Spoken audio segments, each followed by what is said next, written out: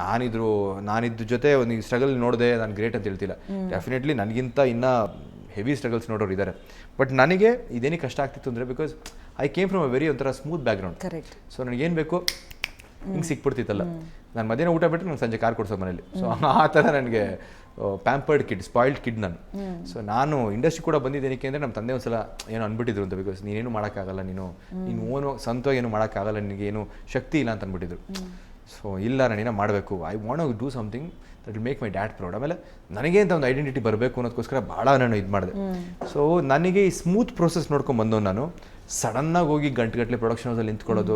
ಈಗ ನಾನು ಬೇರೆಯವ್ರಿಗೆ ಯಾರಿಗೆ ಹೇಳಿದಾಗ ಏನು ಚಾನ್ಸ್ ಬೇಕು, ನೀನು ಮಾಡಲೇಬೇಕು, ನೀನು ನಿಂತ್ಕೊಡ್ಲೇಬೇಕು ಅಂತಿರು. ಬಟ್ ನನಗೆ ಕಷ್ಟದಿಂದ ಬಂದು ಅದನ್ನ ನೋಡಿದರೆ ಅನಿಸ್ತಿರ್ಲಿಲ್ಲ.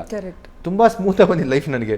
ಸಡನ್ನಾಗಿ ಹೋಗಿ ಹಿಂಗೆ ಮಾಡು ಅಂತ ತಳ್ಬಿಟ್ರೆ ಗೊತ್ತಾಗ್ತಿರಲಿಲ್ಲ ಹೆಂಗೆ ಮಾಡಬೇಕು ಅಂತ. Used to get so frustrated, so ಥರ ಡಿಪ್ರೆಸ್ಡ್. ಸೊ ತುಂಬ ಬೇಜಾರಾಗಿ ಹೋಗ್ತಿತ್ತು. ಏನು ತುಂಬ ಜನ ನೆಗೆಟಿವ್ ಆಗಿ ಹೇಳ್ತಿದ್ರು. ಅಂದರೆ ಕಲರ್ ತುಂಬ ಜಾಸ್ತಿ ಇದ್ದರೆ ಈ ಸೌತ್ ಇಂಡಿಯನ್ ಥರ ನೀನು ಮ್ಯಾಚ್ ಆಗಲ್ಲ. ತುಂಬ ಬಲ್ಕ್ ಇದ್ದಾಗ ಸ್ವಲ್ಪ ದಪ್ಪ ಸ್ವಲ್ಪ ಜಾಸ್ತಿ ಇದ್ದ ಬಾಡಿ ಮಾಡ್ಕೊಂಡಿದ್ದೆ. ಸೊ ಅವಾಗ ಇಷ್ಟೊಂದು ದಪ್ಪಗಿದ್ರೆ ಹೀರೋ ಚಾನ್ಸ್ ಕೊಡಲ್ಲ, ನಿಂಗೆ ವಿಲನ್ ಮಾಡ್ಬೋದು ಅಷ್ಟೇ ಅಂತ. ಮತ್ತೆ ಅದಕ್ಕೋಸ್ಕರ ಮತ್ತೆ ಬಾಡಿ ಇಳಿಸ್ತೆ 8 kg 9 kg. So weight loss ಮಾಡಿದೆ. ಸೊ ಚಿಸಲ್ಡ್ ಆಗಬೇಕು ಬಾಡಿ ಎಲ್ಲ, ಮೇ ಬಿ ಅವಾಗ ಚೆನ್ನಾಗಿ ಚಾನ್ಸ್ ಸಿಗ್ಬೋದೇನೋ ಅಂತ. ಅಯ್ಯೋ ಬೇಜಾರು ಸೈಕಲ್ ಹೊಡ್ತಿದ್ವಿ.